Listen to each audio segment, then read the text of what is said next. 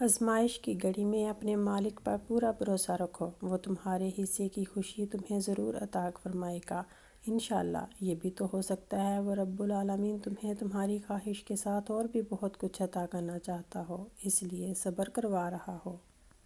زندگی مشکل ہوتی ہے تو رب یاد آتا ہے، لوگ ستاتے ہیں تو رب یاد آتا ہے، غلطی ہو جاتی ہے تو رب یاد آتا ہے، کچھ خواہش ہو تو رب یاد آتا ہے۔ کتنا عظیم ہے وہ رب کہ میرے ہر پکارنے پر عطا کی بارش برساتا ہے۔ اللہ جہاں سے چاہے نصیب پلٹ دے، اس کی قدرت تمہاری سمجھ سے باہر ہے۔ الصلاۃ خیر من النوم، نماز نیند سے بہتر ہے۔ رات کے بعد صبح کا آنا اس رب کی رحمتوں میں سے ایک نشانی ہے کہ اندھیرا چاہے کتنا ہی گہرا کیوں نہ ہو، اس کے آگے روشنی ہے۔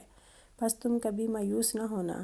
کیا پھر ہم پہ یہ واجب نہیں کہ اس رب کی تسبیح کریں جو اندھیرے کو روشنی سے بدلنے کی طاقت رکھتا ہے؟ اور شکر کا سب سے احسن طریقہ تو نماز ہے۔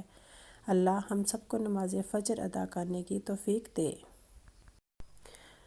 آپ کا صبر کسی کے لیے بد دعا ہی ہوتا ہے۔ ہر انسان اپنے کیے کو پا لیتا ہے۔ صبر کریں، معاف کرنا نہ کرنا آپ کے ہاتھ میں ہے۔ معاف کر دینا آپ کے اجر کو بڑھا دیتا ہے، اور معافی کے بدلے میں ہو سکتا ہے کوئی راحت یا آسانی مل جائے، مگر بدلہ لینے کا بھی حق ہے آپ کے پاس، اور اگر آپ صبر کر رہے ہیں تو بے شک وہ زیادہ افضل ہے۔